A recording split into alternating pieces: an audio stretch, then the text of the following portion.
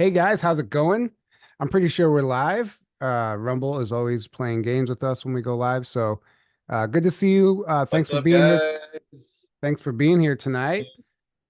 We had a last minute cancellation of our guest this week, so we decided, what the hell, let's just go live and do a Q&A, and we'll talk about anything you guys want to talk about and just have some fun. And are we live? Can you tell, Aaron? Just making sure. I can't. Let me reload the page. I think we're live. Um, Yeah, we're yeah. live. Okay, good. Anyway. So, yeah, if you guys have any questions for us, please put question in all caps in front of the question. And this way, because it's sometimes when the chat is flying by, it's hard for us to read or notice the questions. So we appreciate that. And we will try to get to as many as we can.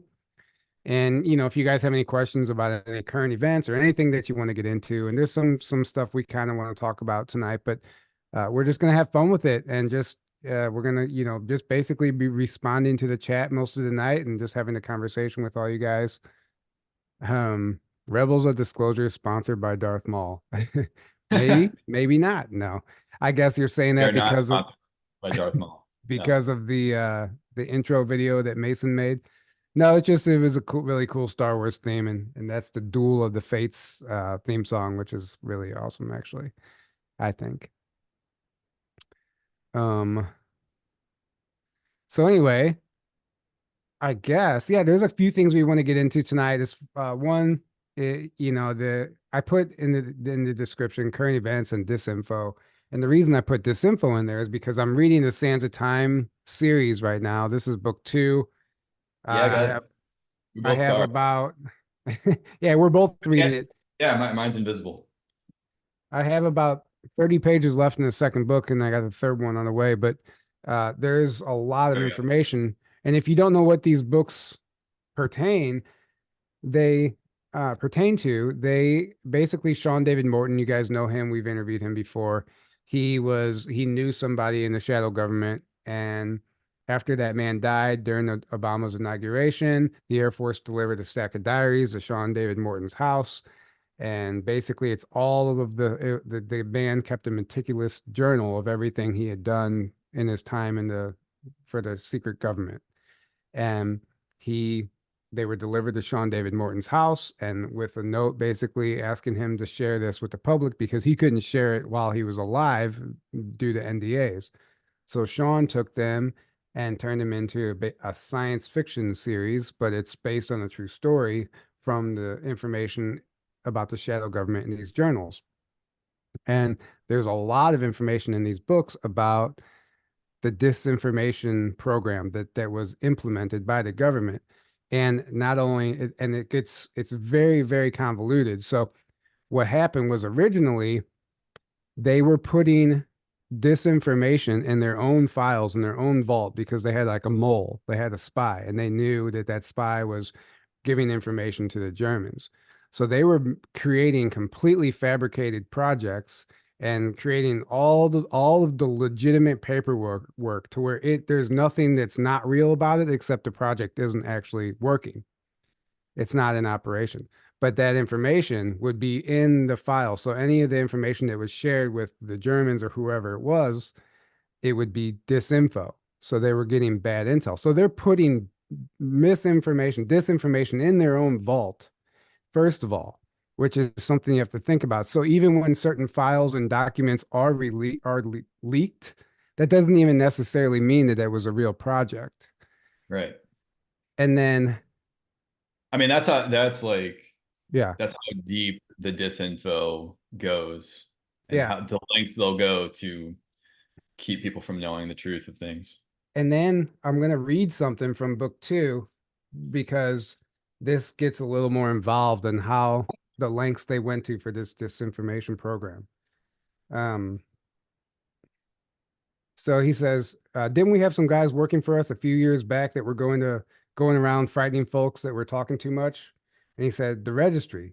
He goes, what do you call them now? We call them the MIB after the stuff from Gary Baker's book from a few years back, The Men in Black.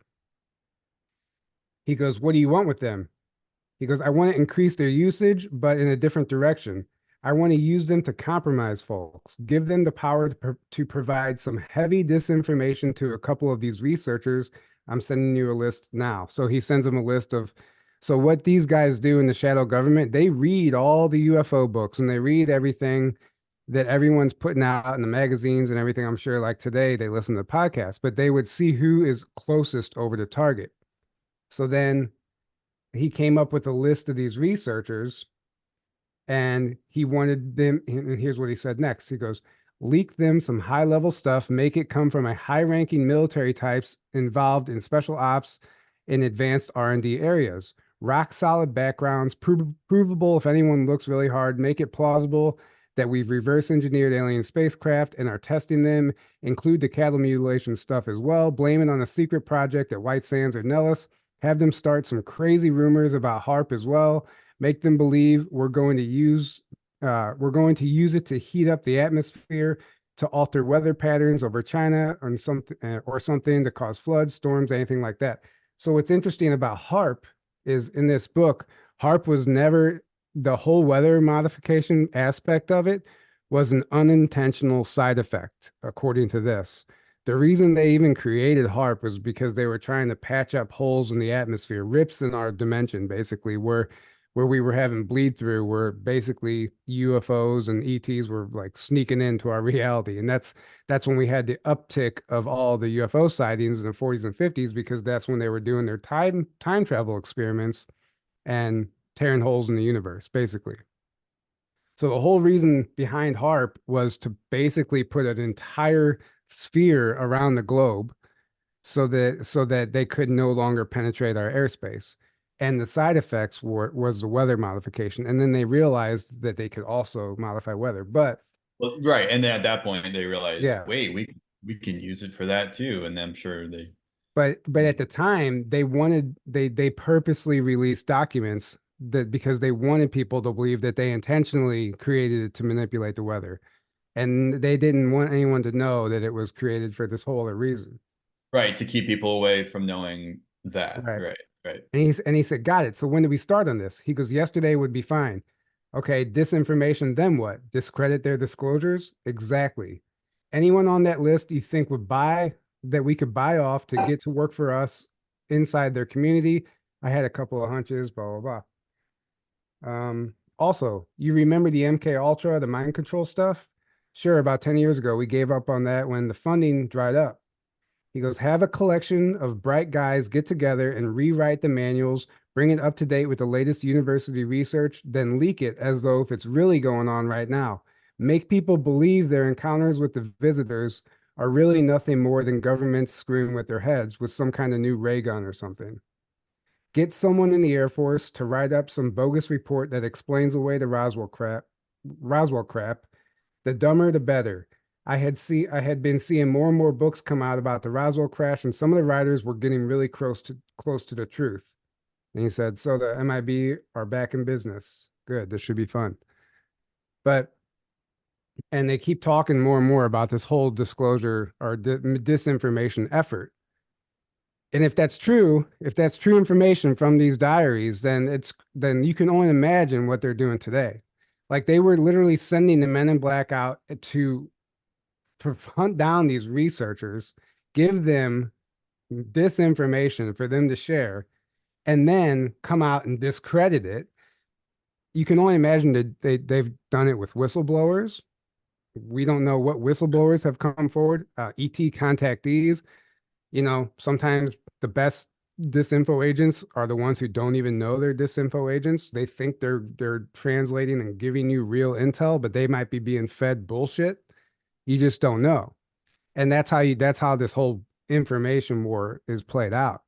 So I think it's just important to understand that just because even a whistleblower or even like a FOIA request document is released, it could be a completely fabricated document. We have to rethink the whole game here. Like some of this stuff might just be complete nonsense. And we don't Right. know. So Just that's why you why, gotta yeah.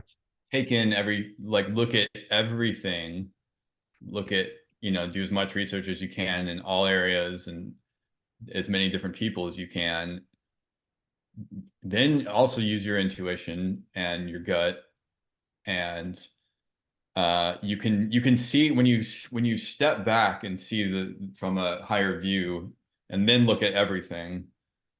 It's a lot easier than, because what a lot of people do is they get tunnel vision on like one, two, or three different people or sources, and that's all they see, and then they just run with that narrative and they just think they have the truth.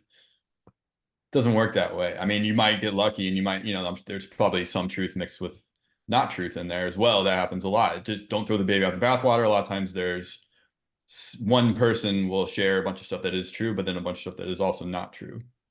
Yeah, Well, how are you going to and filter out what's true and what's not true? Well, you got to do that yourself. No one's going to come in and tell you. So we all, and in spoiler alert for the book, so this shadow government, there's a group of less than 10 people involved that have the full scope of the everything that's happening on and off planet, according to this book.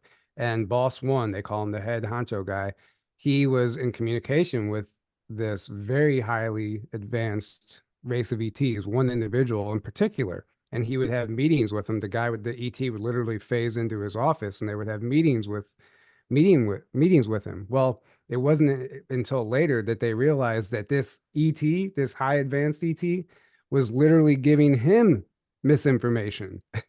And he's thinking it's coming from like this highly advanced race, and they realized he was being played. So even when an ET, the ETs were giving our shadow government misinformation, you don't think they're giving contactees misinformation, especially the most popular contactees right now? And yes, and on that point, exactly. And let me just reemphasize what you just said. So, because a lot of people love to use this as an argument that somebody is legit and that therefore everything they say is truth and we should all be listening to them and following them. Just because somebody has some kind of ET contact or proven UFO contact or proven ET contact, just because that, and even that is like debatable a lot of times, but let's say it's proven they're having some kind of ET contact, some kind of UFO contact, some kind of otherworldly contact of some kind. That does not mean that their information is still good, or that all of their information is good, or they're not being played, like you just said, or that it's good, or that it's not a part of the dark agenda. Because what do they love to do? They love to use people to, put them on a pedestal, put them out there as a shining light that get everyone to follow them, but it's all a bunch of disinfo and it's leading into their agenda. It's getting Right. everyone to form this like cult like group, hive mind group think mentality where you're all following the same person and the same narrative and the same information. But then if you really listen to the information and the feeling behind it and what it's saying and what's behind it, you can really get those red flags start to come up, and you're like, something's not right here. And then you see the behavior of the person or the people connected to that person. You should Right. start seeing some red flags. Listen to your gut feeling, like listen to your intuition. Let's just You'll let's start just to get say the false light is real. right. And there are people that are going to, the devil devil will never show up as the devil, right? Right. They're Um, gonna, and they love wowing you with information. So that's why people like this, they're constantly coming out every 2 seconds with new okay. intel, new intel, new intel. Oh, look at this. This is happening now. This is happening now. New intel. Well, It's that's all because that wows people into, oh my God, this they gets you all excited and it hooks you. They need to keep people hooked. it's like sleight of hand. Like you get Right. enamored by the information and you don't even see the agenda. Right. Um, okay. Exactly. So anyway, I just thought it was important to talk about that, and because I'm just realizing like so much reading these books of just like this is the inside scoop of like the inner workings of the shadow government and how everyone stabs each other in the back. No one can trust anyone. As soon as you freaking make one mistake, they don't give you a chance to kill you you know and there's less than 10 people because the guy he asked, he goes, what happened to the guys before me? And he said they're in mental institutions. The guys who held all the keys to the kingdom, who had knowledge of the universe, the ET, the whole scope, they don't just get to retire and go live on a beach. They get their minds scrambled and they end up in a mental institution. So, that was years ago. Who knows what it looks like now? But it becomes very apparent after reading these books that really no one's in control. Like even the guys who hold all the secrets and all the keys, like there's really no one actually in control. And that's the reason for the secrecy because everyone is so scared. It's a war and everyone is so scared of losing their grip on what is actually happening. They don't want those secrets to get out because they want to be in control. And it's just a cesspool of dark agendas and unjust behavior. Um, okay, let's check out some of these questions. Oh, question. Are you still on good terms with Ben and Rob from Edge of Wonder? It'd be cool to see if you do forward to a show. We haven't really talked to them in a long time, In actually. a long time. Not, yeah. I mean, we're not necessarily on bad terms with them, but we don't really stay in communication with them. Yeah, we kind of went separate ways Mhm. years back. Um, Again, not on bad terms, just we kind of just went our own separate ways, and we wish them all the best. I hear they're doing great work still, so hope they keep it up. But yeah, we're Yeah. just kind of doing our own thing. Um, Question. What are your thoughts on these sicko celebrities, politicians, etc., being held accountable for their crimes against humanity? Infamous boot brace. Are they really gone? Gitmo. That's a great question. Sometimes you can't help but to notice if you look at some of these celebrities, they don't look like they used to. Like Oprah, for one. I mean, that's a pretty Right. obvious one. uh, Hillary Clinton there's very clear difference in the old Hillary, new Hillary, Joe Biden. Like you can probably go through all of the politicians at this There's point. been like 10 different Joe Bidens. So At I least. mean, I, it's all speculation and people will be like, where's the sauce? But I think it's highly likely that some of these people are not with us anymore or they are in Gitmo and or house arrest, whatever it looks like. And we are literally seeing their clones or body doubles or whatever it is. And this reminds me of a James Casbolt interview years ago when he talked about being an assassin for the shadow government, basically.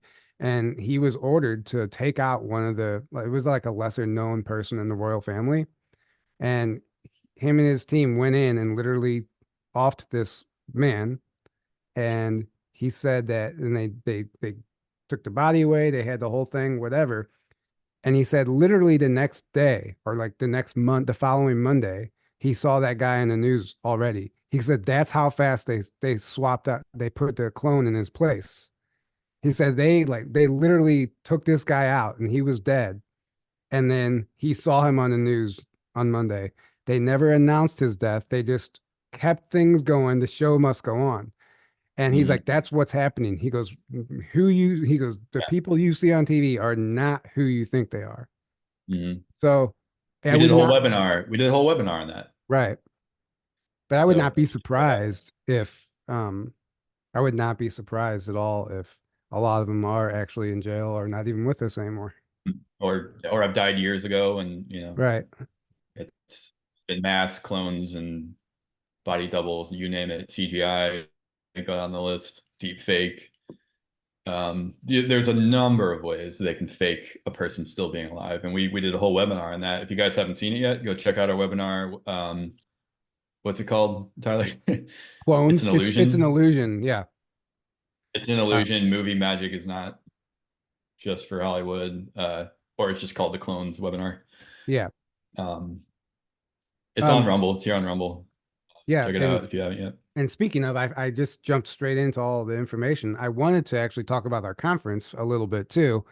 And just remind everybody that May 16th or May 13th is the Rebels of Disclosure Conference coming up right around the corner, and tickets are still available, rebelsofdisclosure.com. And I was actually going to share my screen and go through some of those speakers. This just act like this is like a little like paid infomercial right now, real quick. Uh, um, Yeah, here's the infomercial break. right. Can you see this, Aaron? Yep, I can see it. All right. So, yeah, here's the website, guys, rebelsofdisclosure.com, May 13th through the 16th in Grafton, Illinois. 4-day passes are $377. They include a live stream pass. 1-day passes are $99, and you can pick each day individually once you click buy tickets. And then meal plans are $270, and that includes 10 meals plus gratuity. And the purchase deadline is May 6th for those. And sorry, the food prices have increased along with everything else in the world. So we had to raise the meal plan. The meal plan is literally zero profit in it for us. It just pays for the meal. Like it's just that simple. It pays Right, for your meals. right. It literally just covers the food. We're not making a profit And off of it at um, all. can't make it in person, join us virtually. Live stream dollars. Live stream passes are $88, or a virtual pass, and kids 12 and under are free. And the 4-day passes include a live stream pass. So that's a bonus value if you show up. And you can buy tickets at the door. And just really quick, Niara Isley, Tony Rodriguez, Jackie Kenner, Lowell Johnson, Lexi Eisenhower, Mason Fury, Laura Eisenhower. Me and Aaron are going to do a presentation this year. Vivian Chauvet, Brad Olson, Sherry Divban, and Jerry Wills. And if you click each one of their pictures, it takes you to their information about them and what their presentation is going to be about. The schedule's on here, all the information. Um, there's also, I skipped it, the Telegram chat. If you guys want to join the Telegram group and coordinate rides or look for a roommate, some people are looking for roommates because the venue's already sold out, but there's still lodging available in town, and you can camp on site and get an Airbnb. All those options are still available. And everything you need is here. Venue information, fly into St. Louis Lambert International, just 43 miles from the venue. Here's a list of nearby hotels, what to bring. Vendors, if you want to be a vendor, just click here and there's an application. That deadline is March 15th. So anyone interested in being a vendor at the conference, you can click there. And there's a whole list of frequently asked questions here for anyone who needs some questions answered. So there's that. That's all I wanted to do. I'll stop the share and bring us back here. Sorry for the interruption, guys. Yeah. It's gonna be an amazing time, guys. Yeah, you're not gonna want to miss it. Highly, highly, highly recommend. And not just because it's our conference. Like it truly is an amazing time. And I think you will be happy that you went if you choose to go. Yeah, it's a lot of fun. Can't wait to see as many of you there as possible. Okay, let's go on to the next question. Tyler and Aaron, what is the scariest thing that ever happened to you or that you witnessed? Oh man. I mean, Tyler, that's your question. if You've we're had gonna all the talk scary. about like horrifying, like I've been attacked a lot and over the years in my sleep paralysis, shadow people, the succubus, which is something I don't really talk about publicly, but where it's basically being raped by a ghost is all you can say. And that actually was quite literally the scariest thing that's ever happened to me, and I didn't know how to get out of it, and it was horrible in ways that I can't describe, and I'll just leave it at that without getting into any of the details. So you asked. Um, Yeah. but it made me realize like there's like these people aren't crazy when you hear some of this stuff. And I have no problem saying it and whatever anyone wants to think of me, if they think I'm nuts or not. But And um I mean, you were attacked for years on end, right. multiple times a week, if I remember correctly, right? You'd have like entities, sleep paralysis with like an entity in your room, a lot of times on top of you. Oh yeah. I mean I could go Scary on and looking ones, on. shadow beings. I, You've been levitated and moved around, like slammed onto your bed. That was the first one. I mean I Yeah, could go on and on you've about had, all those negative experiences, but it's like it's just so dark. And I realize when I tell a lot of those stories, it's like emotionally exhausting for me because I relive it. So um if anybody one of my favorites of yours is not one of the scarier ones. It's just interesting to me because I'm just curious what it was or who it was. The one where you were in your basement with your girlfriend at the time and you heard she heard the footsteps first and you're just like, oh, it's my dogs. But then you heard it upstairs and then you ran up there. Well, you said first you heard it was like, it sounded like somebody was on a phone call, like one end of a phone call, Mhm. and they were like Yeah. walking around. And then you ran up there and no one's up there and all the doors were So, locked, right. nothing. You checked like every room and you're like, what the hell? So full disclosure, this was my party days back then, and we it was a girl that I just started seeing, and she was staying at my house that weekend, and we were out drinking, and I fell asleep already, and she woke me up. She's like shaking me. She's like, "Somebody's walking around in your house." I'm like, "No, it's the dogs." And she's like, "Are you sure?" I'm like, "Yeah, it's the dogs." I was just tired and drunk. I didn't want to wake up. And she's like shaking. She goes, "That is not the dogs." And then I'm listening. I'm like thinking to myself, "That's not the dogs." Like somebody's walking around, and my heart starts You're racing. like, okay. My heart starts racing, you know. And at the time, I had this like big Rambo knife next to my bed, and so I grabbed a knife, and she's like, "Where are you going?" I'm like, "I'm gonna go see like what it is." And she's like holding on to my arm the whole time, and we're walking over to the stairs, and I'm sleeping in my basement at the time. And and I open I'm at the bottom of the stairs listening, and I could literally hear somebody talking upstairs. It sounded like one end of a phone call. So I'm like, oh fuck, what do I do? Like there's somebody in my house right now. So I ran up the stairs as fast as I could with that knife in my hand. Like I'm just gonna go scare the hell out of these people and like flip the script on them. And whatever I need to do at the top of the stairs, I'll just take care of it. I'm gonna wing it. And I ran up the stairs as fast as I could and like expecting to see somebody in the kitchen because that's what it sounded like. And there was nothing there. And I like walked through the whole house, you know, like I'm probably Mm. like a in a movie or something, you know, you're peeking around the corners and I didn't Did see you anything. make out any of the words? Did you make out any of the words they were saying on the phone No, call? no, I couldn't. It was like Not faint. really, just kind of, but it Yeah. was definitely talking. It was Right, definitely right. words. Okay.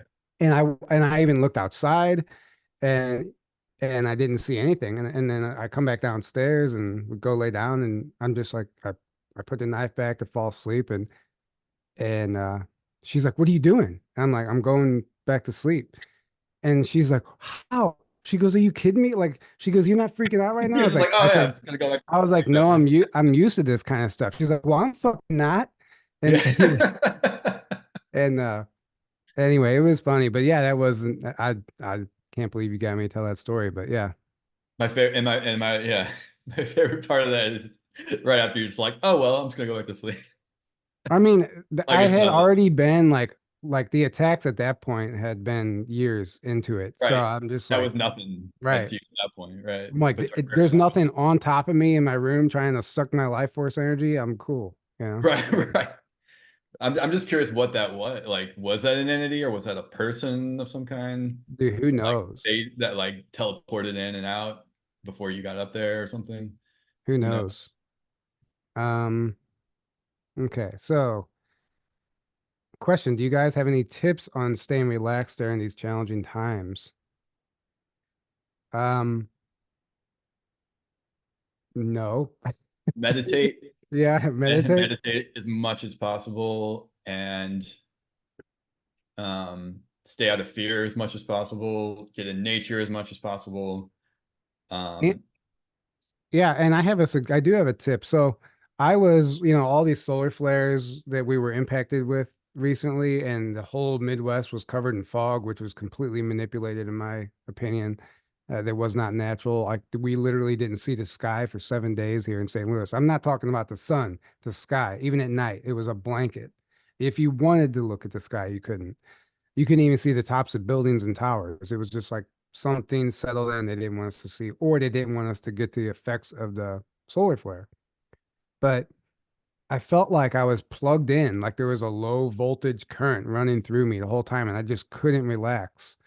And Julia Marie, who we just had on the show, she's always in tune with me. That's why I said she's my go-to healer when I'm like out of balance and stuff. She reached out and she's like, "Is everything okay?" I'm like, you know, my physical body was kind of hurting. So anyway, she offered to, you know, do a session and she was able to send her team in and like basically completely like shower me with this like peace and love, this blissful energy.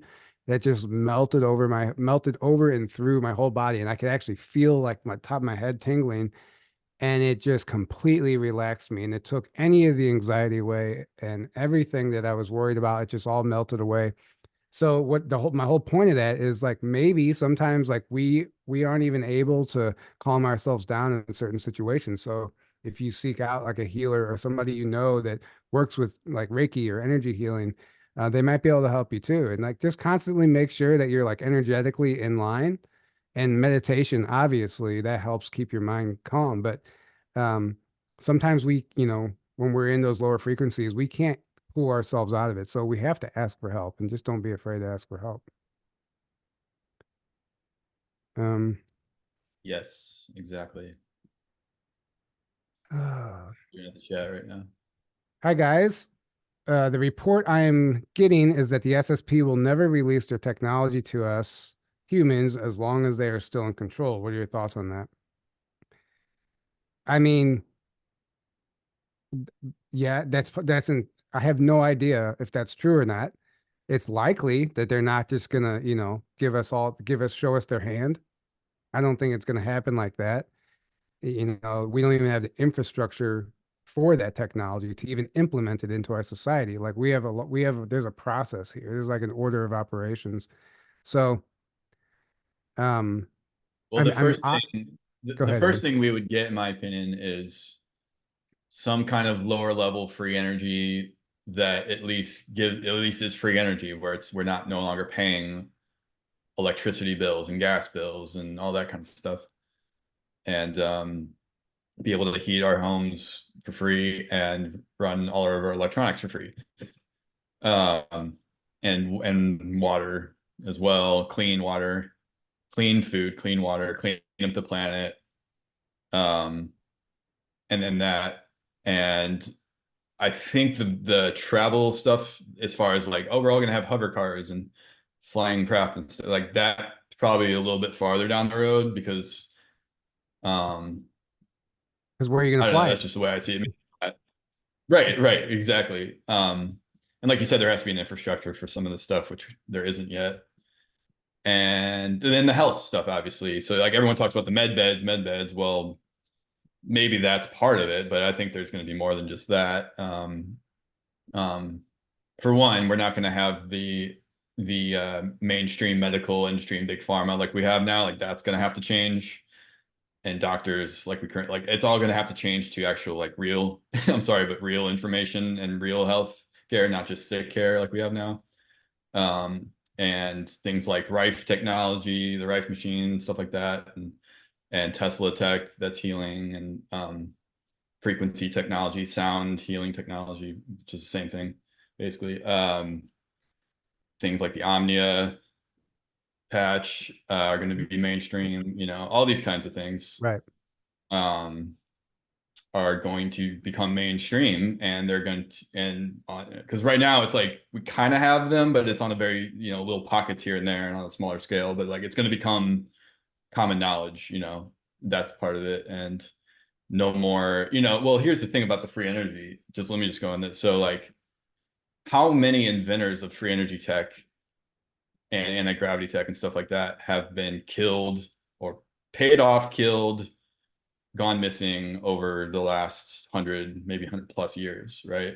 And this is not even including Tesla. So obviously there's Tesla and Rife and stuff like that, but like there's been so many since then that so we're not going to have this deep state at some point anymore once they're completely gone to take them out, to keep squashing that. So naturally, even if there's not like some concerted thing to bring it out, like humans have been already naturally coming up with this stuff, but it keeps getting squashed and hidden from us and taken and confiscated, and then they use it for nefarious purposes or just keep it locked away.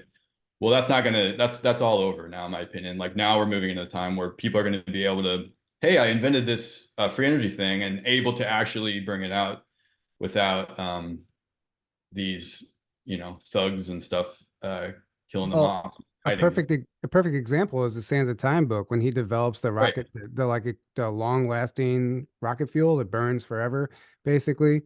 And whenever it was introduced to whoever, the higher ups, they just Hmm. took it and they took it and Right. silenced him, told him never talk about it again. Right. And they already had actually they had already developed it, but they don't want that patent. They don't want other people knowing about that. So that means that Right. even if the rocket program was like people say, oh, the Saturn V rocket could have never went to the moon because it couldn't hold enough fuel to make it back. Well, that's true. Maybe the rocket never went to space. Maybe that never happened and we got to the moon through a jump room or a completely different way. Or let's just pretend that the rocket could make it to space, and this would immediately debunk the theory that it didn't couldn't hold enough fuel. Well, if they had developed some sort of fuel that burned essentially forever, and we didn't know about it, and it was in that rocket, I mean, a very long-lasting burning fuel, Right. that's very highly likely possibility that they're just using a different type of fuel that we're just thinking, oh, they can't make it with a regular rocket fuel, right? Hydrogen. Yeah, Hydrogen, the most abundant thing in the universe. right. Like, and like what's his name that even was able to modify car engines to run on water. Gary Webb, is that who I'm thinking of? There is Gary Webb. Gary Webb. There's a couple And of them actually. Yeah. there's a couple of them, but he was one of them. And then they killed him off, got rid of the technology. Um, so there's a No, really good Stephen Greer, say what you want about Stephen Greer, blah blah blah. His documentaries are great. I'm sorry, they just are. And his, I think it's his latest one, is all about this topic. It covers almost all the main ones, at least all the main free energy inventors over the last 100 years, and he goes through all their story and then how they were killed off and silenced and blah blah blah. Some of them he personally had apparently talked to and worked with. Um, and then he kind of goes into some aspects of the technology and how it works and blah blah blah. It's called The Lost Century. I believe it's still on Amazon if you can find it. I believe it's on Amazon still, so go check that out. What was I going to say? Oh, David Adair. So if you watch those four Michael Salla interviews, the four-part interviews he did with Michael Salla, David Adair himself, and he invented a bunch of stuff, and he was told he every time he'd get all excited about it, and then they would come in and say, "Shut it they shut down, it shut down. it down, Yeah. shut it down immediately." And he's like, "What are you talking about? Shut it down. This is amazing." And they're like, "No, it's." They would always use the excuse of either national security or Not enough money or yeah, yeah. they're basically national security was always the famous Well, excuse. here's the thing, and they hire the inventors, they get them to invent the stuff, and then they act like they shut it down, but it actually gets funneled over into a different corporation. They act exactly. They don't Like actually. William Tompkins' book, Selected by Extraterrestrials, they talk about that TRW. They were literally, they would send out like agents, like recruiters to go look for these people who were inventing all this stuff, and they would hire them. They would bring them in and hire them, get them to invent all this crazy free energy stuff, the smartest minds in the world, and then they would take the invention, shut down the program, send it over to the secret space program or whoever was going to develop it out, and then Mhm. guys and literally burn the files. I mean, and if not, sometimes kill these men. And Right. William Tompkins would talk about that. And like one of them was the steam motor, like with a hydrogen motor. They did a test run of it in the parking lot of TRW and realized it worked and they killed the guy. They didn't just kill him. It was very disturbing what they did to his wife and his kid. Like it was a whole nasty thing.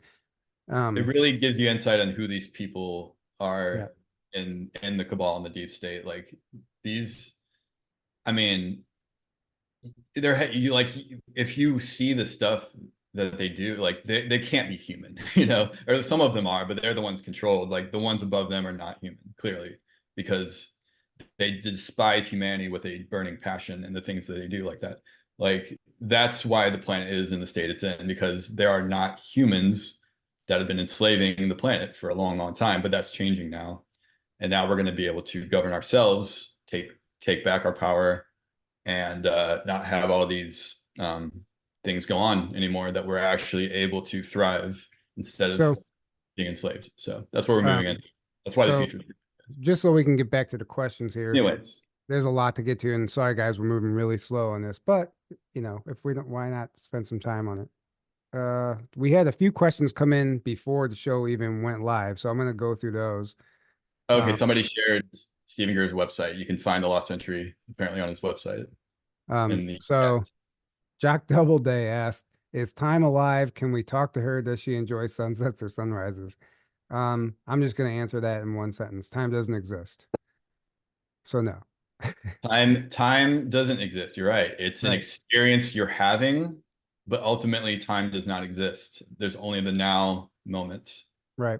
That's all that actually exists. Do And you ever? then, and if you like, even in this book, it's all about the origins of time travel. The Sands of Time books are all about the origins of time travel. The secret wasn't UFOs. The secret was that our shadow governments have been time traveling since the 40s and 50s, and Germany before that. And that's what these books are about.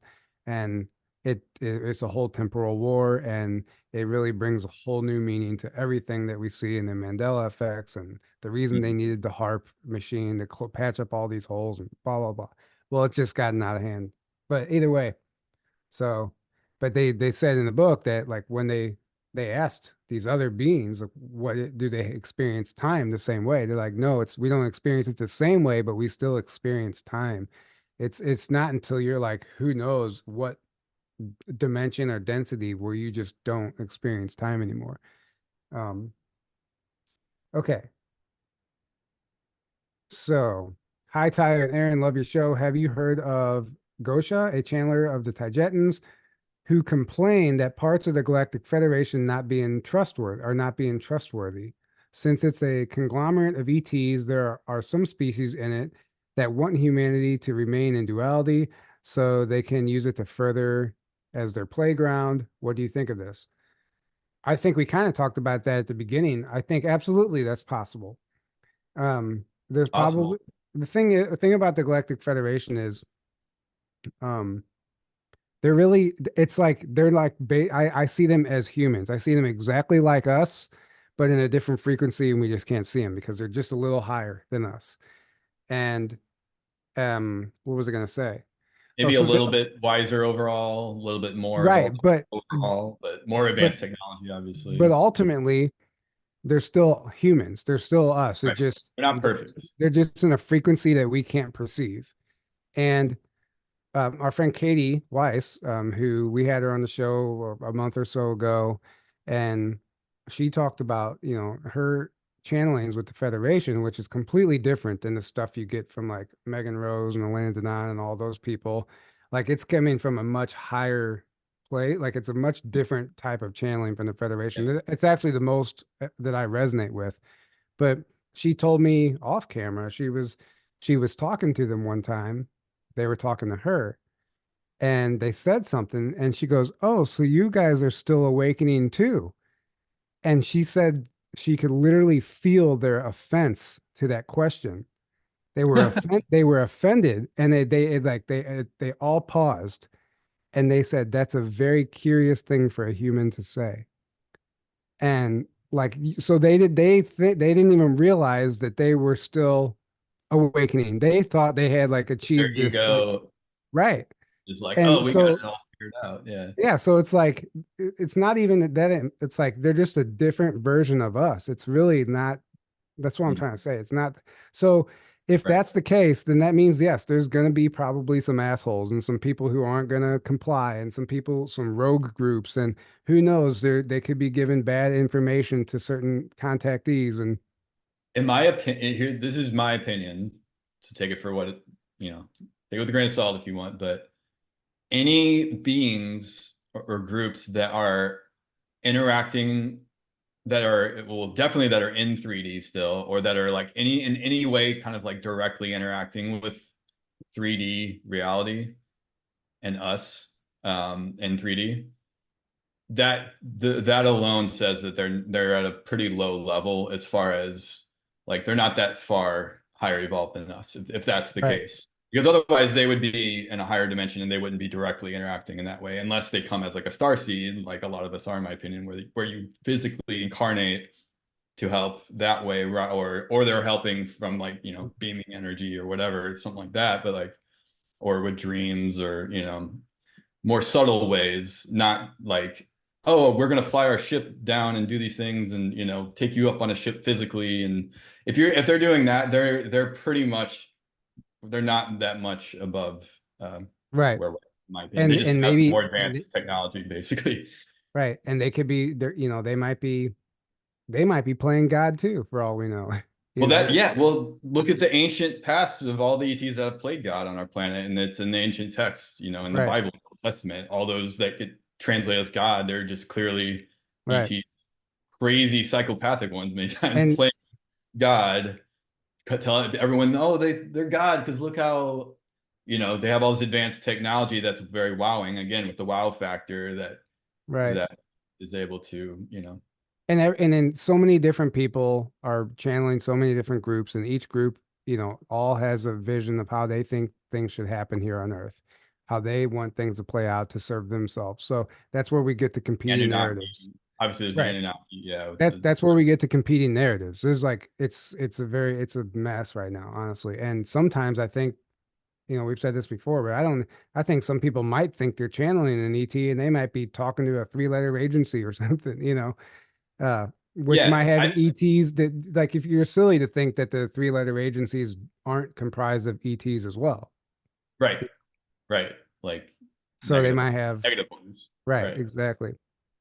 So yes, I do believe that some of these groups are not trustworthy, to answer your question. Now that doesn't mean there aren't benevolent ones as well. And here's the thing: it's not like there's just one, because people like to talk about the Galactic Federation as if there's only one group and that's it. It's like I don't. I think there's probably like tons and tons of different groups at all different levels with all different kinds of agendas or motivations, levels of evolution that they're at, and all kinds of stuff. And I think it's all of the above. Like almost every time when you're trying to figure out the answer to a question and you're like, is it this or that? Like it's just like one option or the other. It doesn't Right, work that way. It's like it's both of those things and all of this other stuff. It's like all of the right, above. But it's just a matter of like you have to figure out what you're tapping into, right. what you're listening to, or what you're hearing. It could be from any one of those things. So just because, and that's how easy it is for people to be duped, because if you're only looking at information, it's really easy to get wowed by information, right? Yeah. And it might be complete BS. Somebody might just completely be making it up, but it's really wowing information. And then you just believe it because you're wowed by it, right? This is why we really have to use discernment. We really have to look at as many different sources as we can and And go within and really get in touch with your higher self and your heart and then your heart and your gut, and that way you're able to sense the truth. The truth is a frequency, and you can feel it right. and sense it, right? And some people literally are blinded by a hypnotic spell. I mean, like sometimes like an entire audience, an entire following could be under a spell and they don't even realize it until they're not in it. And you Right. just believe blindly everything that person's telling you. And that's why no one's information lines up anymore. You have Kim Goguen or whatever. Like she has Right. all this information, and then you have Ismail Perez. He has all this information. You have Elena Denon. She has all this information, but they're all three claim that they're the only ones getting And it, they all attack each other and they all and, attack each oh, other. I'm the real one. No, I'm the That's real one. not No, I'm coming from a loving place. That means it's right. not coming from a loving being. And what we see is like competing bloodlines, I think.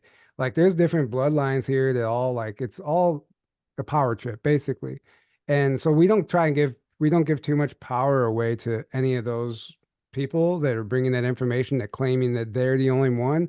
In our opinion, that's the biggest red flag out there. So um a lot of times people want us to interview these people, and we just don't resonate with that type of warfare because that's what it is. It's, it just simply can't be, it's just not coming from a loving place. Whenever you have to literally put down everyone else to defend your narrative. There's something majorly wrong there. If someone's trying to recruit you to their team, major red flag. If someone's trying to say, you have to believe every word I say because it's the truth, red flag. If they feel like they have to constantly attack others and claim that other people are stealing their stuff, and um, clearly they're threatened by all these other people, and that's why they feel they have to constantly attack them and sell you on the idea that they're legit. If somebody's always trying to sell you that they're real and they're legit, major red flag in my opinion. Right. You're Just my not. Yeah. opinion. Take it with a grain of salt if you want. That's my 2 cents on that. All right. So next question. What do SSP abductees look like physically when they are out in space? Do they have another body? Do their faces look like themselves? Thank you. So this can be answered a number of ways. So if you're taken physically and your physical front altar, you are taken, then it's going to look like you, and your age regressed and brought back. Obviously, it's going to look like you.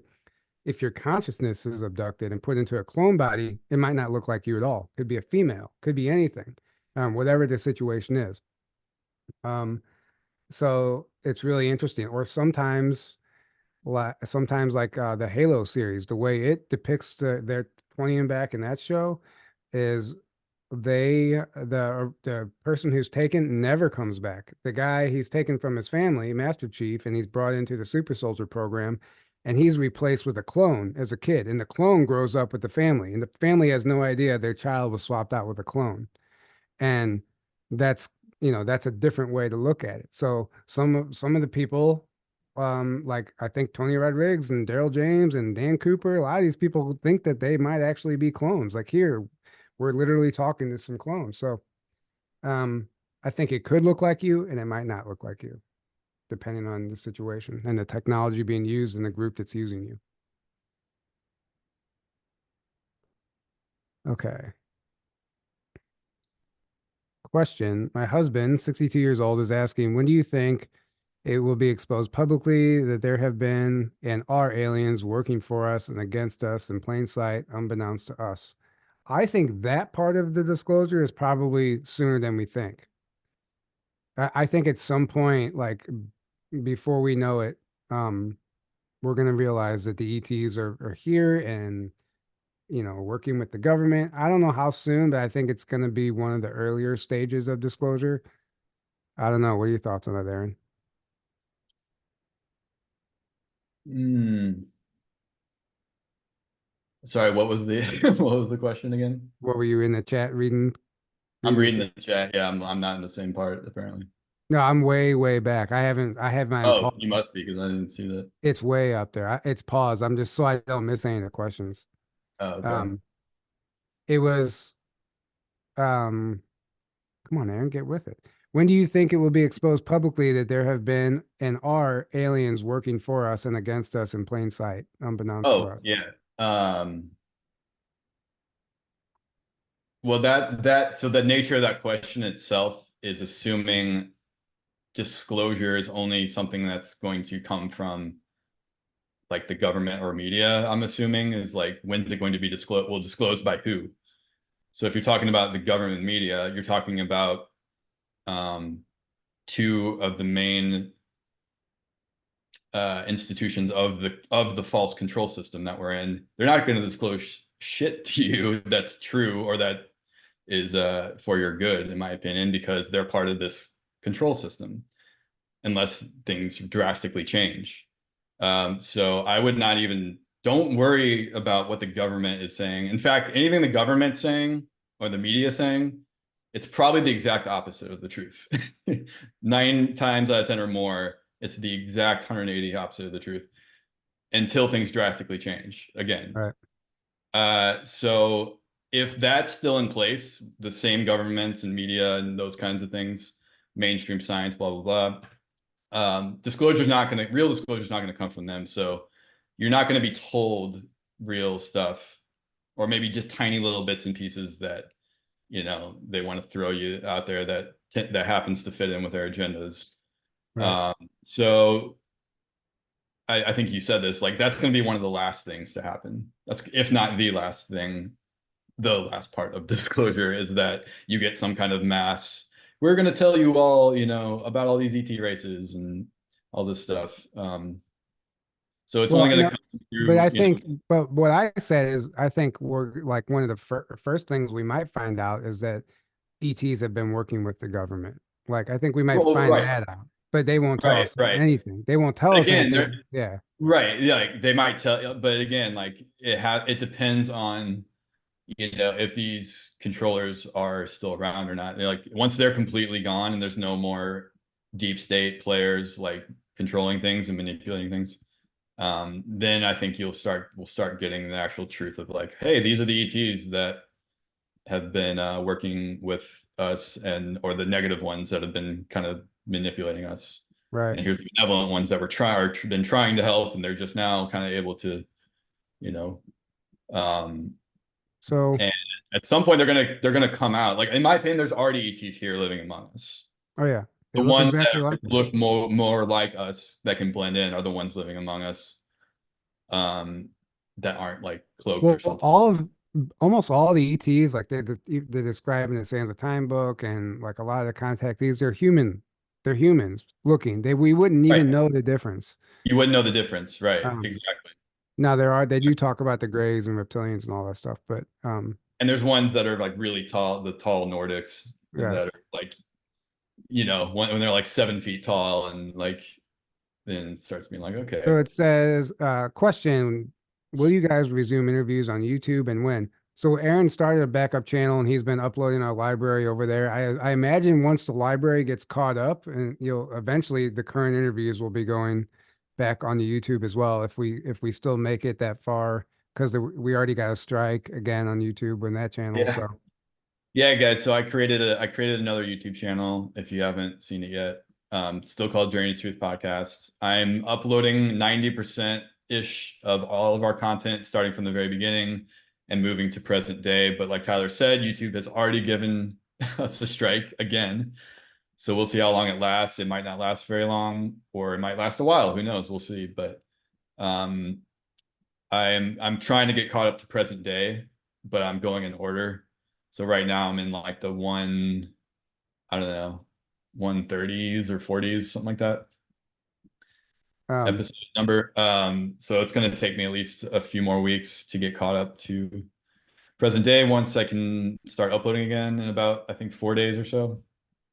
Uh, so guys, really but quick. that's a backup channel. Rumble is our main channel. Rumble is our main platform. So that's kind of we're using that as like a backup for So now. please like and subscribe. Um, But if you still want to use YouTube, feel free to subscribe and and so watch the old episodes. If you haven't watched all those old, there's a lot of gems, a lot of old gems in there. So there are. feel free to So watch. really quick, Jock Doubleday, he has a new podcast called Transition to New Terra, and Mhm. he has a few episodes up. I think Aaron's on one of them, I was the and first one. he was the first one. And so go over to you can either probably type in Jock Doubleday or Transition to New Terra on YouTube and Rumble and go subscribe over there to Jock Doubleday. If you guys saw the video on the Archons I did the other day with him talking about it, that's actually from his most recent interview. I just want to give him a shout out really quick. So We love you, go check that Jack. go check that out. Transition to New Terra podcast. Yeah, it's fantastic. Check it out. Mhm. Okay, let's see. What other question? Question. A lot of this stuff seems to be happening in the USA. Is there anything happening in Australia or New Zealand? Thanks, guys. I mean, yeah, I don't I know. guarantee you there is. Yeah, This is a global effort right now. I don't know what's happening over there. I can only speculate. I would imagine it's kind of similar everywhere right now. since You we know, live in the USA, we just kind of get more of that information, I guess, naturally. US and Canada and North America, I guess you could say. right. Um, but no, it's happening all over the planet. You just gotta maybe look at different sources sometimes to get more of that information for some reason. But no, it's happening all over the planet. Yeah, I agree. And we don't have any intel on what's actually going on. I imagine it's the same thing, some sort of underground cleanup or some revolution, some sort of, you know, back and forth moves and counter moves, just like it's happening here and everywhere in the world. So, um, let's see what other kind of questions. Question: will there be anyone there able to teach us a little more about remote viewing, past life regressions at the conference? I would imagine. Yeah. Yeah, so I mean, Margie K is actually going to be there as a vendor and she'll be doing sessions, but and I think Tony Rodriguez is going to be talking a lot about remote viewing. Bottom line is, yes, there will be people there to teach you about remote viewing. And I think Tony Rodriguez plans on talking about that during his presentation as well, because that's something he's been into. Or if you're talking about a private session or a workshop or something like that, there might be some of that, people doing that on their own, but There's going to be a lot of people that are doing workshops. right, yeah, yeah. There's going So to be there, a lot of that too. right, right. Um, we already answered that question. What are your thoughts on sleep paralysis? I've only ever had it twice, and that was when I lived in a town called Alice Springs, which is 10 to 15-minute drive from Pine Gap. I think there's a number of different explanations for sleep paralysis. I think the mainstream doctors' explanations are bullshit. They're trying to Mhm. basically they're denying the obvious. That's just the simplest way to put their explanations. It's Yeah, anything but the paranormal, right? it's anything but, right. Um, so I do like I've had the sleep paralysis where the shadow being is on top of me. It's a full-size person sometimes. Sometimes it's a little like gremlin type of thing. Sometimes they're just standing next to me. Most of the time you can't see them, but as I like I guess evolved, I don't know, raised my frequency, whatever. I don't know what happened. I was able to see them and perceive them in the room eventually. Sometimes I would be like paralyzed, a mild paralysis, but it wasn't an entity. It felt more like a technology was being used on me. And it was for a completely different reason, maybe like an abduction or something. Either way, I don't know if it's just something that naturally happens to people. I think it's part of this shadow war, this spiritual war that's happening. And I think it's like one of the effects that people feel and experience.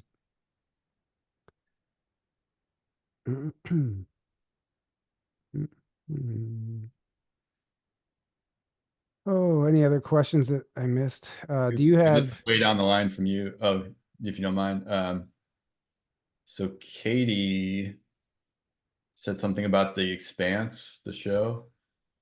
And then Jock said, interesting about The Expanse. Do you find a lot of disclosure in it, or is it just sci-fi? There's oh, a ton major, of disclosure major in that. disclosure. Yeah. Major disclosure in that show. It shows straight up all disclosure. Yeah. There's a whole very interesting thing about The Expanse and the writers. Um, I gotta look up the writer's name of The Expanse really quick. But like the series Colony, like the stuff that Tony Rodriguez talked about, like he was talking about it before the show The Expanse came out, and it was like really interesting, like how it's almost curious, like how if somebody was listening to Tony's testimonies, or I don't know what Right. was It going on seemed there. like it, at least. Yeah. Um, Something was going on there. writer of Yeah, as the far as like SSP and off-world anything, The Expanse is just like a ton of disclosure and all that. so The show Halo as well. Like Tyler, I know you're a big fan of a ton of right, SSP right. disclosure. So um, I mean, I don't even know if I should go there with this right now, but I will just for the hell of it. So, you Go know, there. there's a theory that Corey Good, took a lot of his testimony from other people, right? And it's like this Hmm. whatever. And I don't want to give Corey this much power, but it's interesting. So Corey Good's real name isn't it like James or something? James. James. James Corey Good. Corey's his middle name. Right. So the writer of The Expanse is James A. Corey. What? Yeah, and Oh no. and then some Are you people, serious? if somebody else brought that to my attention, and they're like, who is this Corey Good guy really? Like, is he actually taking people's information? I don't know. It's this I don't theory, know. That's a weird coincidence. right? Who Um, so who knows? knows? Um, Aren't the and 20 the show Fringe, if you guys haven't watched it, Tyler, you just finished it recently. that show coincides with these Sands of Time books so much, Yeah. literally talking about the tears in the universe and the people coming through the dimensions and the time Mhm. travel and everything that happens in that show. It's like they almost read these books and made the Right. show. Like that's kind of what it feels like. Well, that just validate like if there's real that those Sands of Time books are from real information, Right. and Fringe is getting their information from real sources as well. You would expect the same information to show up in both, right? So that's a good testament to the validity of the disclosure in both of them, in my opinion. What was I gonna see? What was the other one? Oh, questions. Do you have any ideas or scenarios you would like to see play out with the situation at the border? So that's actually something I was going to bring up today, and it's only because like you can't ignore what's happening down there right now. It's very much an infiltration, in my opinion, there. And if you've seen some of the videos, some of the figures, some of the people that are now crossing our border, literally, I'm sorry, stereotype, look and are acting like terrorists. And they're, very smart remarks when the media is asking them questions like, "Oh, you'll find out who I am." Like, "Who are you?" "Oh, you'll find out who I am."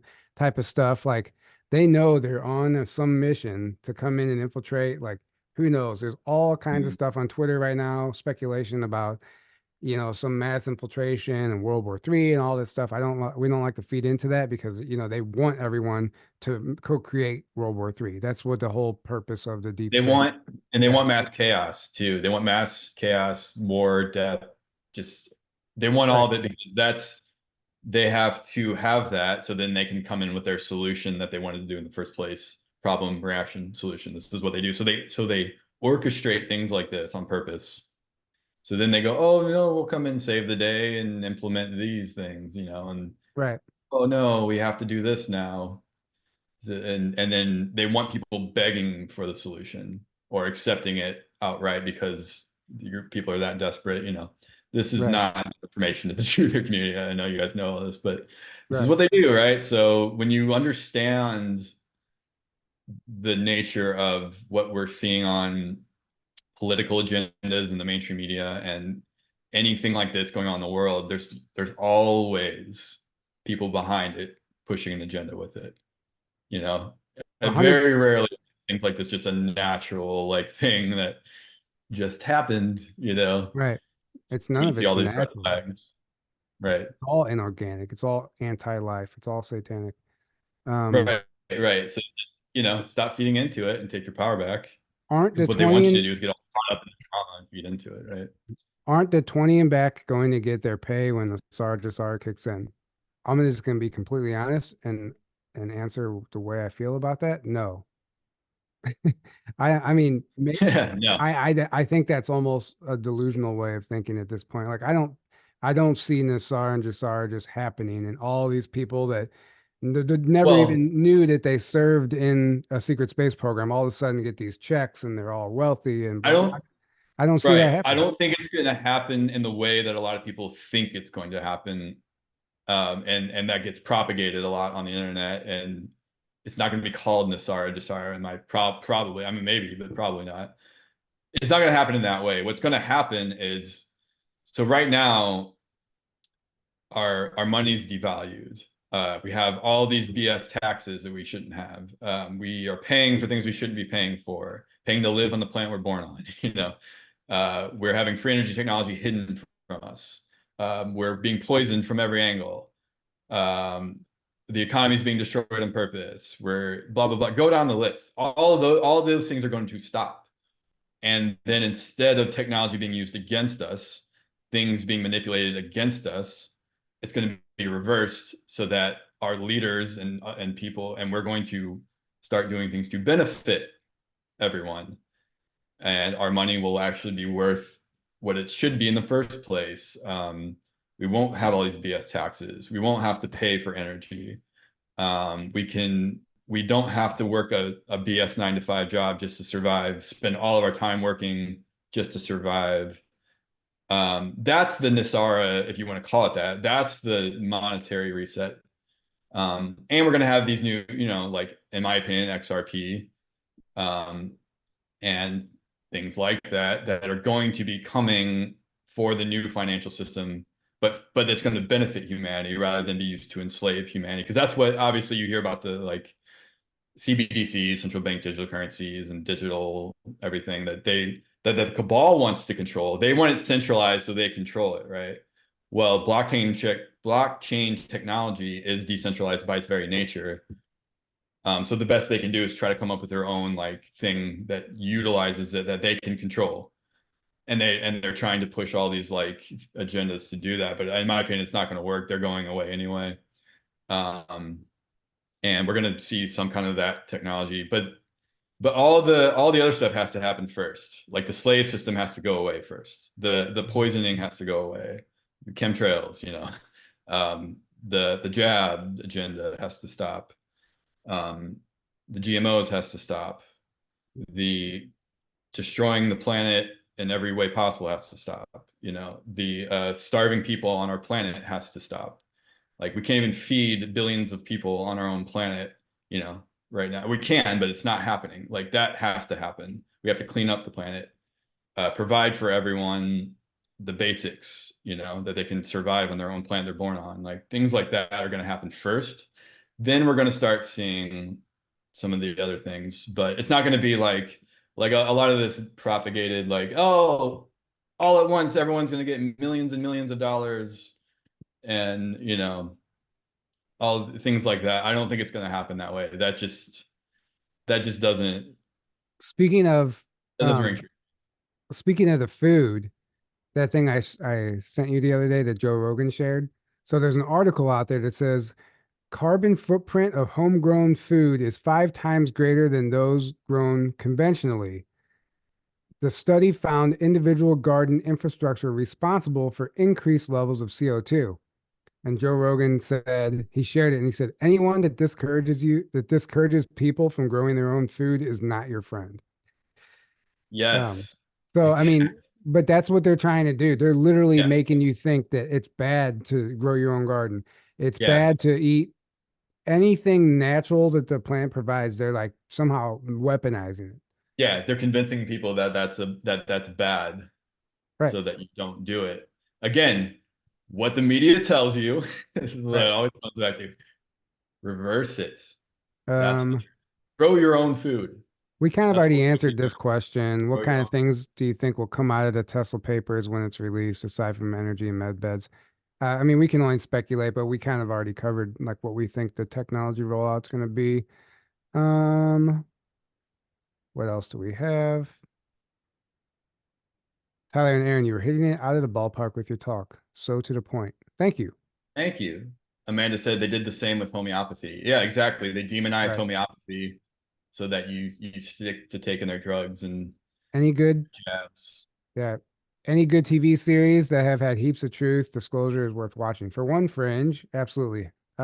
Halo, Halo is, I watched that series twice.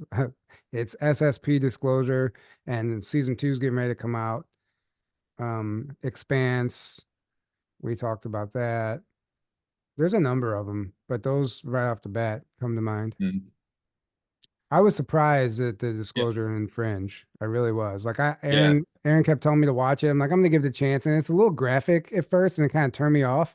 But then I just gave it a chance because you kept raving about it. It So gets it gets the first season has most of that, and then it gets right. less of But that. but I realized like I'm like, they're telling us the truth here. Like I could feel it. Like Yeah. this is it's almost like the X-Files, like the first season was based on real cases. Like I feel like that's what Fringe was, the same thing. Mm. Yeah, so if you guys like the X-Files, it's basically a newer version of the X-Files. It's very similar. It deals with FBI. Um, but I like it better than the X-Files. I mean, I love the X-Files, especially the early seasons of the X-Files. They're fantastic. A lot of disclosure in that too, obviously. But Fringe is even more disclosure, and the characters are better in my opinion. The story is better. It has more of an overarching story to it that's really interesting than the X-Files. Doesn't Right. really have that. And it gets a lot deeper than the X-Files with disclosure, in my opinion. Um, yeah, definitely check out Fringe if you haven't yet. Oh, Stargate SG-1 Oh yeah, is definitely. on the disclosure if you haven't seen that. Definitely Stargate. I feel like that's the same way. I feel like there was an actual Stargate program and the episodes were written off of the mission briefings. Like Absolutely. I feel I like can that's guarantee you that's the case. Yeah. mm, Well, the movie came out first, and then the show was like a Right, continuation. but I think the movie had some obviously disclosure, but I think the show had more. The show had more, definitely, yeah. But the movie was based, in my opinion, probably off of a real. That was probably all real that happened, and Right. then the show was, like you said, at least at the beginning, was probably all real things that happened. Question: have either of you read Carlos Castaneda? Castaneda? Yes, Castaneda. I still find benefit in his I've, books, and his description of archons without calling them that is so powerful. I've never read them, so Aaron, this one's all you. I have almost all of his books actually. Yeah, and I've only read one of them all the way through, and then I've read like a little bit of a bunch of other ones. I need to get on that, but yeah, absolutely, absolutely. Those books are amazing.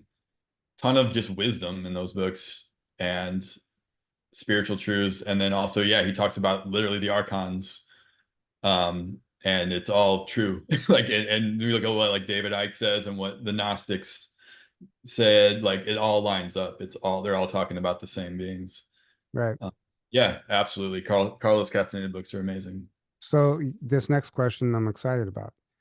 Do you think watching dark dystopic movies drops our frequency? 100%. Yes. 100%. And not only that, I'm going to take it a step further. So whenever I started, when the attacks started for me after my mother passed away, I I became afraid of the dark. I literally was, I didn't know what was happening to me. I was an adult and I was afraid to go to bed because it was the most horrific things that I could ever even, you can't even verbally relay it to somebody. If you've been under some of those heavy attacks, you know what I'm talking about. But um I was in a fearful place at the time. I hadn't gone through my awakening. I didn't know that I could do anything about it. And I realized that if I watched a scary movie, like it would drop me into this state of fear, and I could guarantee I would be attacked that night. Like something was coming. I was like letting something in. And after years and years of like learning more and more and researching this, like exhausting the topic of sleep paralysis, I completely understood what was happening. Like when you play those scary movies, it's not just lowering your frequency, like the black box technology, like Sherry Divban talks about. It literally is opening a portal into your living room for negative entities. I think it's like granting them access into your home, and it's playing like William Tompkins talked about in TRW. They were doing the ELFs extremely low, the hypnotic frequencies. They were able to pump inaudible hypnotic frequency through the soundtrack of a movie and Mm. basically penetrate your skull and bypass the conscious mind into the subconscious mind and program you and literally cause you, like unbeknownst to you, they can make you get up and like go open a door. Like they can literally do stuff like that. So if they can put the thoughts into your head, there's no way that entities can't travel through those same frequencies. And I realized that I literally couldn't watch and still can't watch scary movies because I know exactly what's happening. I'm so hypersensitive to all that now. I don't even give it a chance. Back whenever I was in my party days and girls wanted to watch scary movies, and I told them I didn't want to. Oh, you're a pussy. You can watch scary movies. Well, you're not a man. All that stuff. I could care less. I'm like, I don't give a fuck. Like, you're not living what I'm living right now. So, uh, Right. it's not a game. It did. What do you think when you get on Netflix? All you see is scary movies and satanic stuff, and like they're just constantly bombarding us with these dark Mhm. dystopian horror films that are all Right. literally opening portals into people's living rooms and mind controlling them, and they have no idea. Everything, yeah, let's just simplify it. Everything you watch, everything you listen to, everything you expose yourself to in any way, it's going to affect you, and to different degrees, depending on, where you're at, and how much protection you put up and all that stuff, but it's going to affect you. So why would you conscious of that? Let's remember everything's frequency, energy, and vibration, right?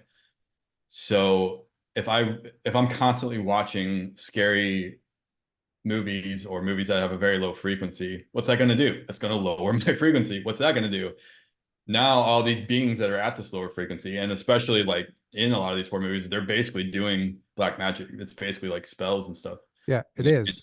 stuff. all now I'm literally opening the door. I'm inviting them in basically, and I'm lowering myself closer to their frequency where they can now Yeah. attach to me and they can get to me. And this is how people end up with entity attachments and stuff like that. And Alcohol does the same thing. If you drink a ton, yeah. you're lowering your frequency and you're getting these entity attachments. Well, that's what was really interesting about Jack Doubleday's recent interview with that girl, I think Leah Ray or something. But she was talking, she worked in, she's a, I forgot what she does now. She's like a healer, I guess. I can't Mhm. remember. But she worked in the bar scene for a while and she was a massage therapist and she would see like dark entities on people. She had this gift. Then she worked in the bar scene in the club and she was like doing bottle service and she would literally see demons on people like in the bars. Like she would see the demon and she couldn't even like work or be around certain people. And some of the she was in Miami, so a lot of the celebrities and stuff would come in and she would like she said they had the worst ones and Yeah. and she asked somebody and they're like, oh, that yeah, that's because he sold his soul. Like, and somebody already Yeah. knew it. And she's like, oh, that's a real thing. And then they explained, like, yeah, it's like somebody else knew about it too. And Yeah. like Real thing. so, and then like the people that sold their soul, they have this dark entity that's like constantly behind them all the Constantly time that attached. we can't Yeah. see, but people like her can see. But Right. she said in the bar scene is was like rampant with his dark archons, I guess you could call Right. it. That's like a feeding ground for them. Right, Right.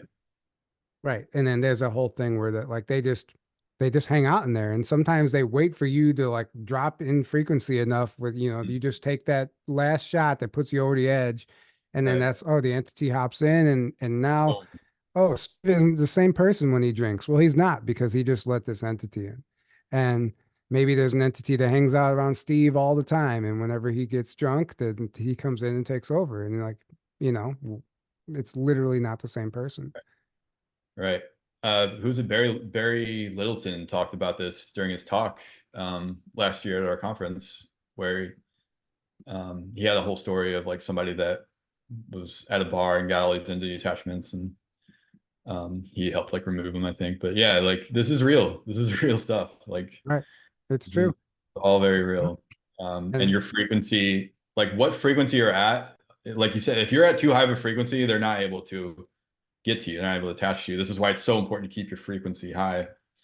And obviously don't you where no one's perfect and there's gonna be times that we're down or times that we're but that's why it's so important to be conscious of that to move well, through your emotions, to work through things as quickly as possible, and then you're able to raise your frequency back up, get in nature as much as possible, do things you love as much as possible, get in your heart, why and do you think?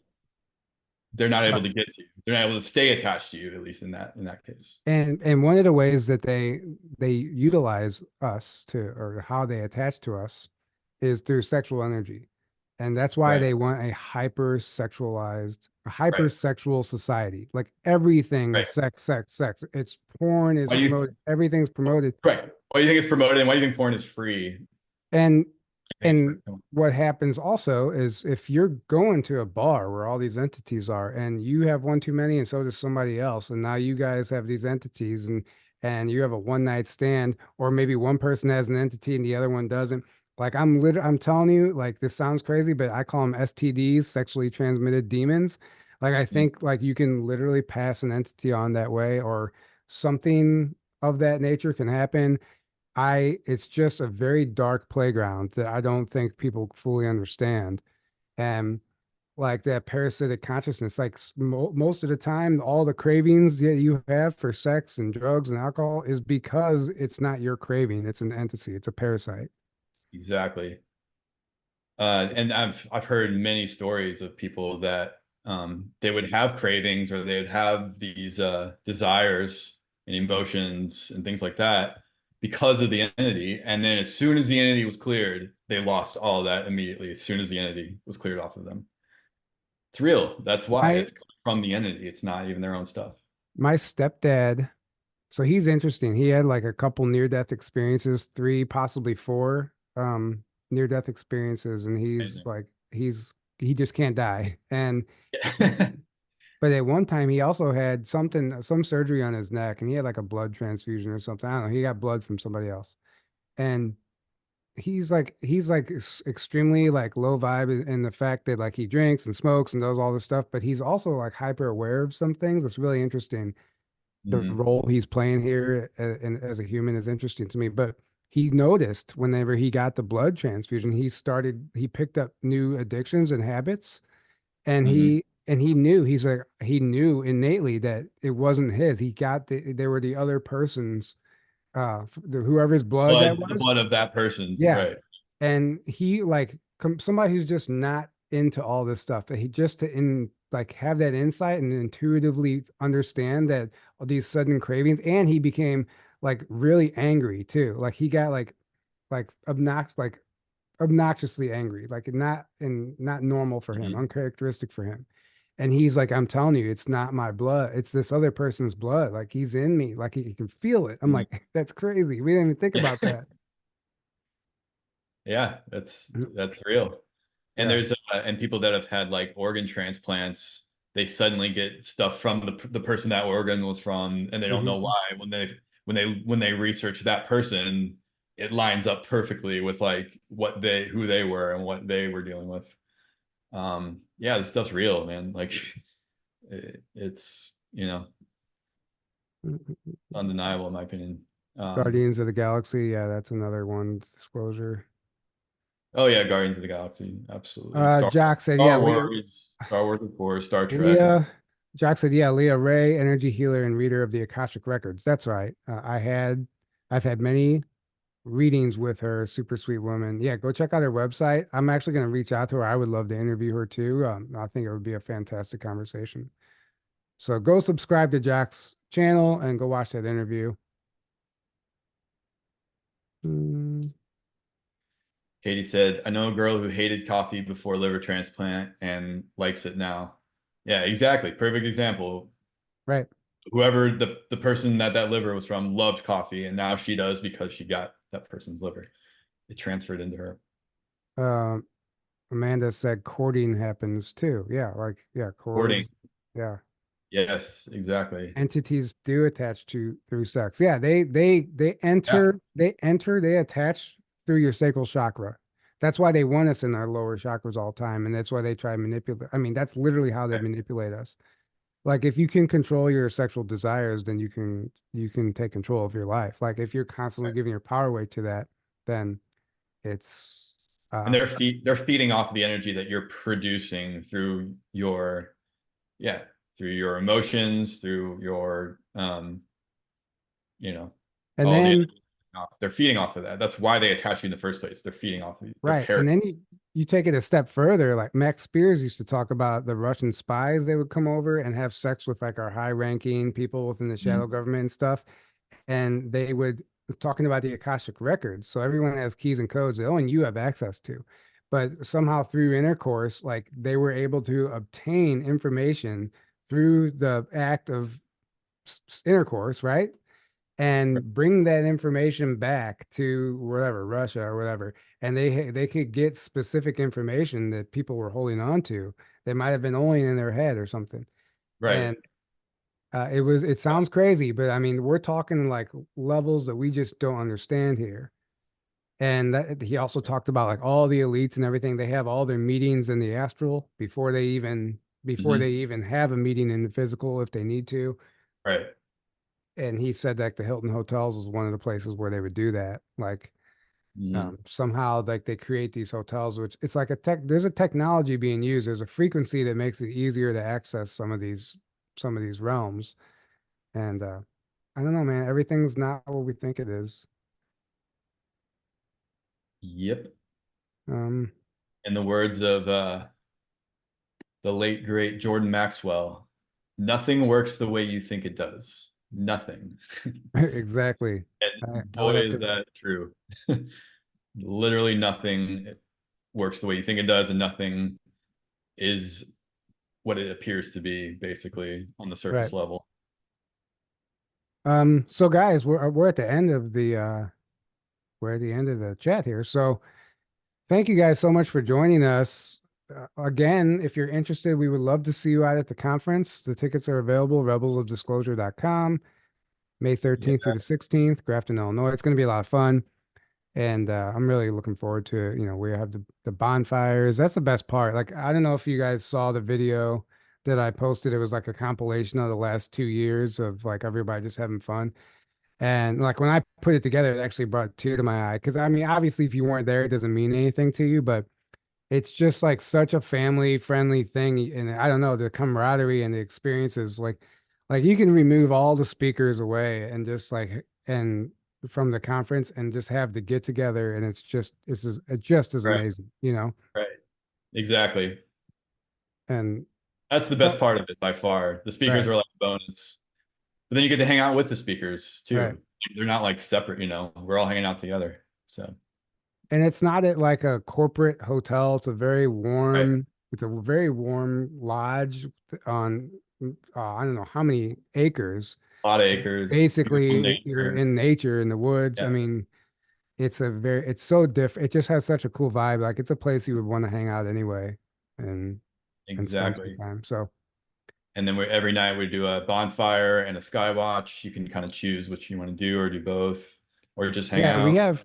we have a couple like surprises in store for people too. Like there's some stuff that's not on the schedule that's going to be there. So Mhm. it's you know, and there's some stuff we're just gonna wing it. We're going to the Cahokia Mounds afterwards on Friday again. So anybody that wants to come to the Cahokia Mounds can stay, and we'll do like a little field trip there again. That was crazy how many people last year. We just kind of announced it Oh, at the conference, and like I would say 50% of the people came. like at least 60 people Yeah, came. I think, yeah, yeah, or maybe yeah, at least, maybe more, at 70. least yeah. Yeah. Um, but it was a good turnout and a lot of fun, and we recorded some of our documentary there. But uh, who knows? It's all weather permitting, you know. But Mhm. we do plan on doing that, so you know it's going to be a lot of fun. We're looking forward to There it. is Sasquatch in the area as well. Every year, somebody has a Like, Sasquatch. Somebody or multiple people have Sasquatch experiences. James Rink and a whole Anne-Marie and a whole bunch of people and Jessica Jones. I mean, they got some really yeah, compelling audio yeah, from going up on that in the night hike in the woods that night. There's so many trails in the area too. There's just miles and miles of trails too, like the cliffs and yeah. the bluffs and the woods and there's actually a ski resort on the other side of the mountain there. And I didn't even know this until Oh, is recently. there? I didn't even know that. Yeah, but they, you know what I they didn't also even. have is one of those gravity slides that you start at the top of the mountain and you just go. Oh, wait. Duh. Yeah, I saw that. Yeah, I saw yeah, that. Okay, yeah, that's right. I forgot right. about that. Yeah, But yeah, that looks kind of cool. that does look awesome. Yeah, I want to do that at some point. Um, yeah. So, and also, guys, our Patreon. If you haven't signed up for our Patreon, that link is in the description, and it's only $5 a month, $55 a year. If you sign up for the year, you basically get a month free. But we do our exclusive webinars over there, bonus content, stuff you're not going to find on YouTube and Rumble. And the next webinar coming up is actually the Q operation webinar, and Yes. it's honestly like it was one that I wasn't even going to include on the list when we did the poll on YouTube, but it won by a long shot. And I'm really glad it did because it actually like diving back into that, like this is probably the most fun I've had putting together a webinar. Been fun. Going back to that time of our lives, like when like I forget how much actually happened and how it Forget a all went lot. down. Yeah. Right. You're like, oh And yeah, about that. to have the perspective we have now and like take a whole new approach at this and look at it through a new lens and bring in some of these technologies like that we just didn't quite understand. I don't want to spoil anything, so I'm not going to give anything away, but we're planning on doing that one on February 18th. Um, Sunday, February 18th, probably 4 or 5 in the afternoon. But that is going to be the next one. It was going to be on the 11th, but we realized that was Super Bowl Sunday and we just didn't, And it just and didn't I feel know that right. I know the 17th probably would have been a more appropriate day to to do it on because 17, but We can do it we on could change Saturday it the 17th. Yeah. because it's a Um webinar. so much confusion on Q. Yeah, there is. So that's what we're gonna clarify a lot of that too. We're gonna go back to day one, the very beginning, the origins of it, and bring you up until we think it became basically just turned into something that it just like it lost its way. Right. And then And like all these people ran with their own narratives of what it, and that's just and people. it just got so convoluted and just turned into something that obviously didn't make sense. And that's what the media Mm, loves running with. So right. when you look into it, there's things you just simply can't ignore. And we're going to talk about some of that stuff. And if you don't like Donald Trump, then don't watch this webinar because he comes up a lot. But you Sorry can't, in I advance mean, if you don't it's Donald Trump. literally all part of the operation. And I think we're going to get into a lot of stuff that most people really didn't even understand at the time and still don't understand if you weren't into all this when it was happening. And it might make things make a lot more sense and it would explain a lot of what we're seeing now. Um, I'm excited about it. So sign up for the Patreon for that. And during the webinar, there is going to be a live chat also. So we usually don't interact with the chat too much, but we do monitor it. And if anybody in the chat, like Jock always has something to say to add value to the webinar. And we're so like it's funny, Yep. like sometimes, if you have something to chime in and add, we'll talk about it. But it's gonna be a lot of fun and it will eventually be public eventually. And then also so I did a Voice of God webinar. Aaron was in Egypt at the time, and I had done a Voice of God I was in presentation locally one time.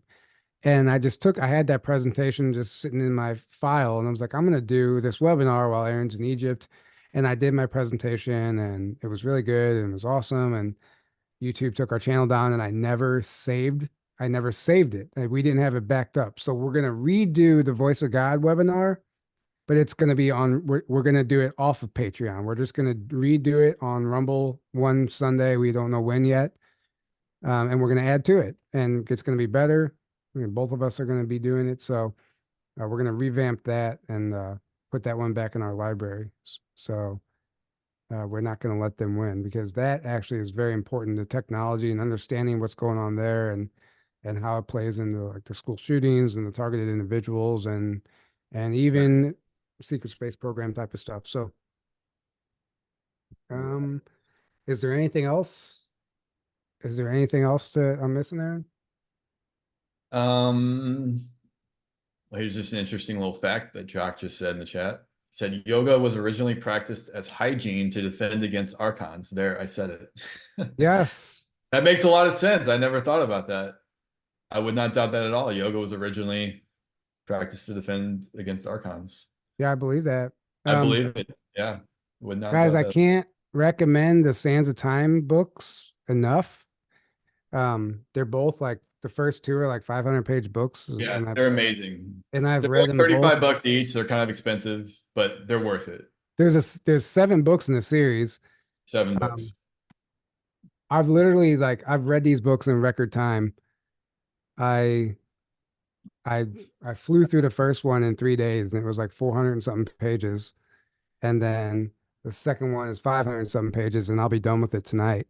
And then I This is have the this third is one on book the that's book one. this is book one. Yeah. And then I have the third one on the way, the isomer protocol. I've been having a lot of like time travel dreams lately. Like since the first of the year, I've been having like off the charts intense, like recall dreams, whatever. I don't know what's going on. And reading these books is activating me in a whole different level. And it's just really interesting what's going on with me personally right now. And it's like I'm just like remembering stuff at the same time. So it's really cool. But I can't recommend these books enough. They are a little pricey, but I think you can get the PDFs. I think you might be able to find the PDFs for free. You can find the PDFs for free, but Tyler and I like reading the physical. We like I having have to read the physical. Like when I just right, don't. I can't read a screen. especially this long of a book. These long of books, Right, like I can't read that much on the screen. right. Um, and Um, it's just awesome having the physical. I like having the right. physical.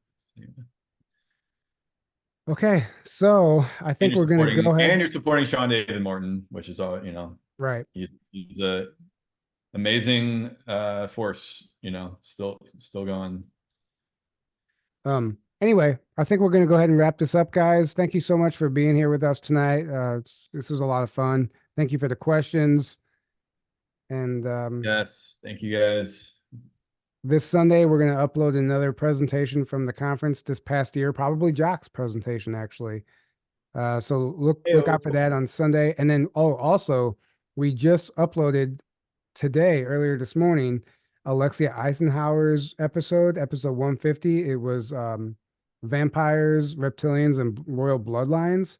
One of my favorite episodes.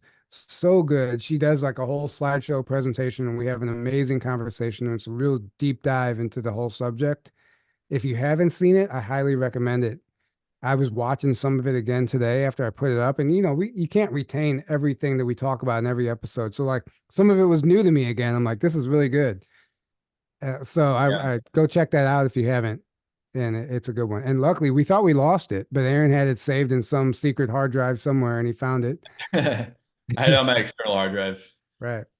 Yeah, I thought I lost it though. Yeah, we thought we lost it at first, but Um. nope. Anyway, all right, guys. Good night. We But love you all, love you all. and until next time, have a great evening. Good Good night. night, guys.